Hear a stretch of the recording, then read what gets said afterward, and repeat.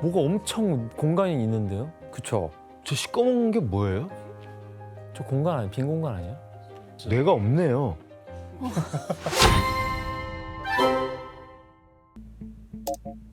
피넬은 이해력이 충분한 상태임에도 사회적인 통념에서 벗어나는 행동을 하는 환자를 이것으로 지칭하는데요. 이것은 무엇일까요? 정답. 예, 혜성 씨.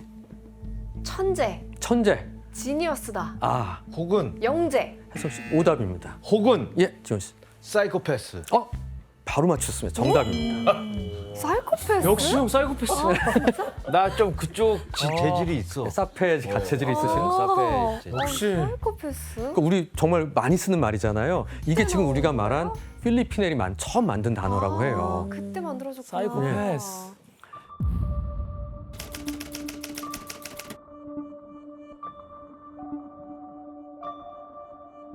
와, 그렇구나. 교수님, 근데 네. 이 사이코패스를 정신질환으로 볼 수도 있는 거예요? 참 애매하죠, 이게.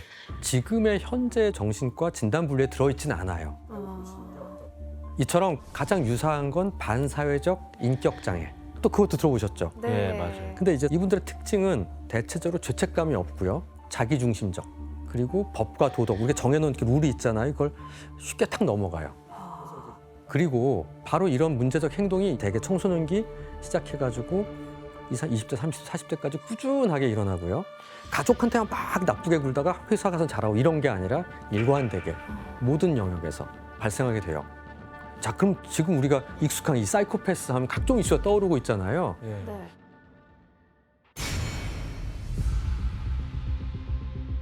경찰은 오늘 기자회견을 통해 연쇄살인 사건의 용의자로 34살 유영철 씨를 구속했다고 밝혔습니다. 이 계기로 여성들이 함부로 뭐 몸을 놀리거나 하는 일이 없었으면 하고 부위층들도 좀 각성했으면 합니다.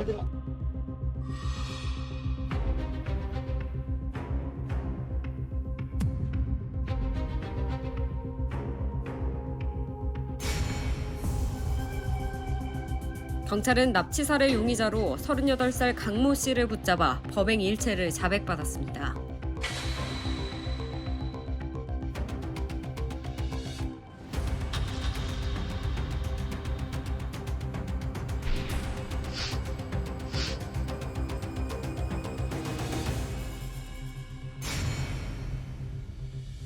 온라인 앱으로 만난 20대 여성을 살해하고 시신을 훼손한 뒤에 유기까지 한 20대 여성이 경찰에 긴급 체포됐습니다.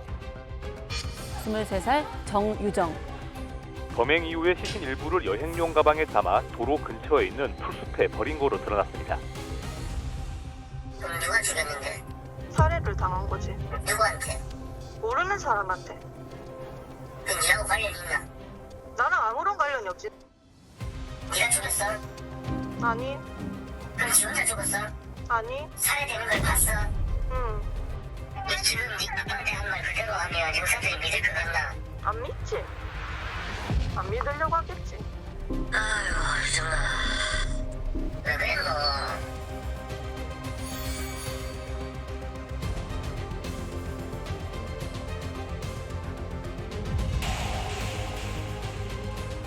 와, 저는 너무너무 소름 끼쳤던 기억이 나요.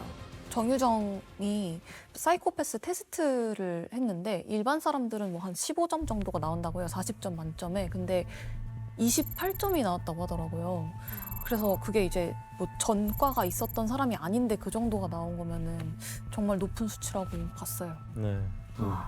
그리고 이 사이코패스 하면 꼭 많이 받는 질문이 있습니다. 사이코패스는 타고나는 거냐? 아니면 환경의 결과에 의해서 만들어진 거냐? 각자 어떻게 생각하세요? 환경 같아요, 환경. 난 타고나야 된다고 봐요.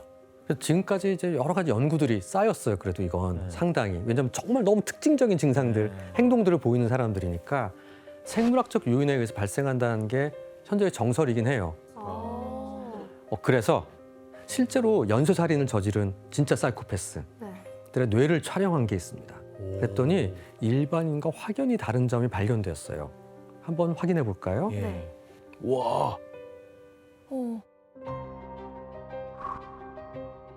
아예 다르네. 뭐가 엄청 공간이 있는데요? 그쵸?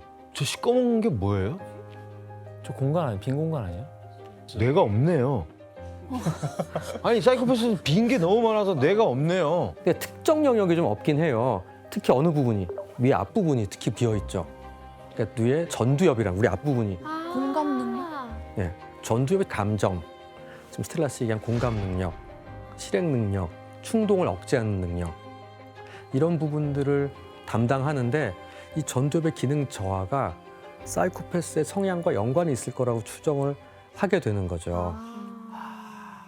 하지만 역으로 추적해서 관찰한 적이 없기 때문에 작다고 해서 반드시 사이코패스가 된다고 확정 지을 수도 없어요. 그래서 모든 사이코패스가 또 살인을 저지르거나 중범죄가 된다고 단정할 수도 없죠. 그렇죠. 설민 씨. 네. 그럼 사이코패스는 이 범죄자라는 오해가 언제부터 생긴 거예요? 대체 왜 생긴 거죠? 사실 그 오해를 만드는 데 있어서 결정적인 역할을 한 인물이 있습니다. 바로 미국의 연쇄살인마 테드 번디라는 사람인데요. 그 사람은 자기가 말한 거에 따르면 20명 정도 되는 사람을 살해했다고 얘기를 했지만 사실은 100명 이상의 사람을 살해한 것으로 추정되는 극악무도한 살인범이에요. 번디는 지속적으로 대범하고 아주 충격적인 기행을 저질러 나갔죠. 이런 어떤 번디의 특성 때문에 사이코패스에 대한 그런 공포감이 확산되었다라고 볼 수 있고, 이거 관련돼서 유명한 또 영화가 있어요. 양들의 침묵이라는 영화 보셨죠? 그 양들의 침묵에서 하니발이 이 번디를 모티브로 해서 만든 영화라고 합니다. 그래서 사람들이 사이코패스 하면 범죄자다 이렇게 됐군요. 네. 맞습니다. 자, 다시 돌아가서요. 피내를 필두로 수용소에서 도덕적 치료가 이루어지면서 정신질환을 다루는 움직임에도 많은 변화가 찾아옵니다. 1890년대에 이르면 이제 드디어 병원의 한 진료 과목으로 자리를 잡게 됩니다. 그리고 정신질환을 좀 더 세세하게 구분하려는 사람이 나타납니다. 바로 근대 정신의학의 기초 이론을 세운 독일의 정신과 의사 에밀 크레펠린이죠. 수염을 많이 그리셨네. 예. 크레펠린은 정신질환의 종류를 신경증, 아까 말한 열성 정신병, 지적장애, 조현병, 우울, 조울, 대략 한 13가지 정도 나눴습니다. 이게 분류는 지금도 거의 유사하게 사용하고 있어요. 또 어떻게 이게 가능했나라고 보면 이 사람이 한 방법이 재밌는데요. 정신질환을 분류할 수 있었던 거는 정신의학계 최초로 이것을 작성했기 때문이에요. 이게 뭘까요? 이것이요? 예. 기록 일지 같은 거? 맞아요. 환자에 대한. 예. 네. 교수님 정말 센스 있어요. 별거 아닙니다. 예. 회칭 말하는 차트를 쓴 거죠, 이제. 차트. 이 기록 차트라는 걸 도입하면서 요 정도 잠깐 이러는 사람은 오래 안 가. 이런 식으로 예우를 살필 수 있었어요. 드디어 주먹구구식에서 좀 벗어났네요. 네, 그렇죠. 게다가 크레펠린은 조울증 증상, 조현병 증상을 처음으로 구별했어요. 그리고 조현병 증상은 다양한 증상이 있는데 현실 판단 능력이 떨어져요. 그리고 환청이 들려요. 또한 충동적인 행동이나 감정 표현 감소가 있습니다. 그 몇 년 전에 강남역에서도 묻지마 살인 사건이 맞아요. 있었던 거 맞아요. 기억나세요? 예. 그래서 화장실에 따라 들어가서 이렇게 살인을 저질렀던 그런 사건이 있었는데 범행을 후회하시나요? 어떠세요? 뭐 그런 질문에 대해서는 뭐 잘 모르겠습니다. 예.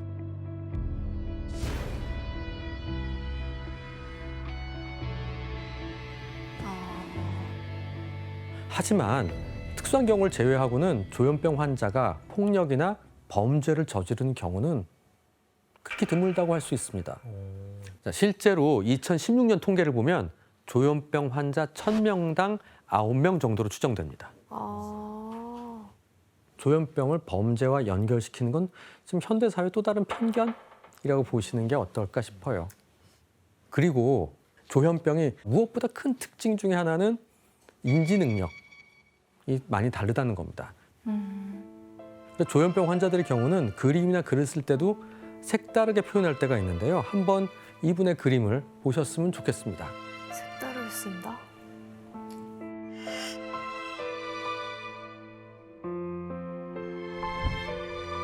이 그림은요, 영국의 화가 브라이언 찰리 그가 조현병을 앓고 있던 당시에 그린 그림입니다.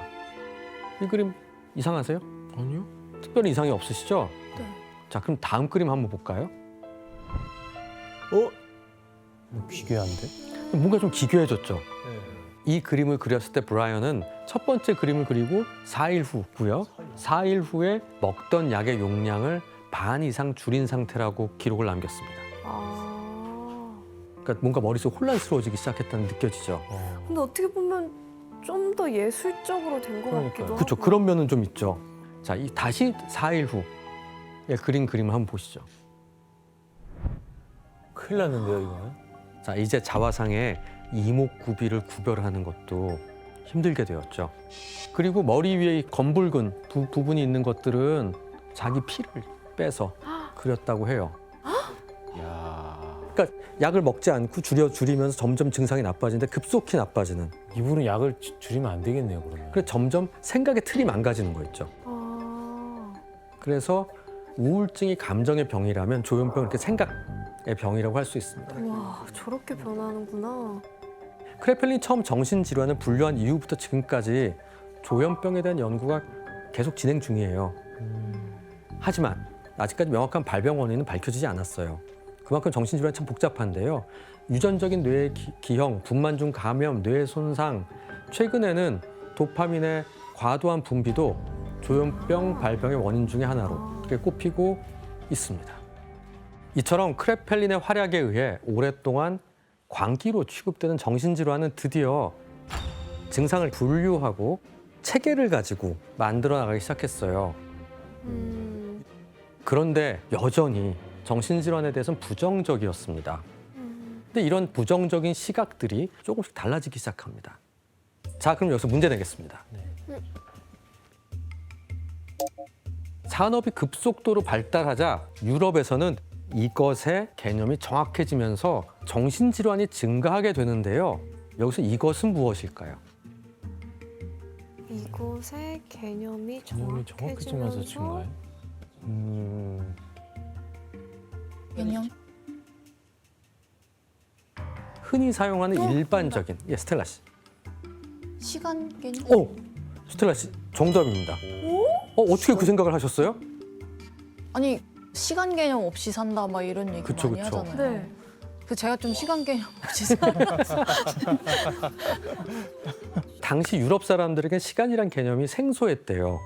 그래서 아침, 점심, 저녁에 한 번씩 교회에서 울리는 삼종기도 종소리 정도로만 시간의 변화를 인식할 수 있었어요. 그런데 산업혁명 이후에 느슨했던 시간의 개념이 1분, 1초 단위로 정확하게 인식되기 시작했어요. 그 이유가 뭘까요?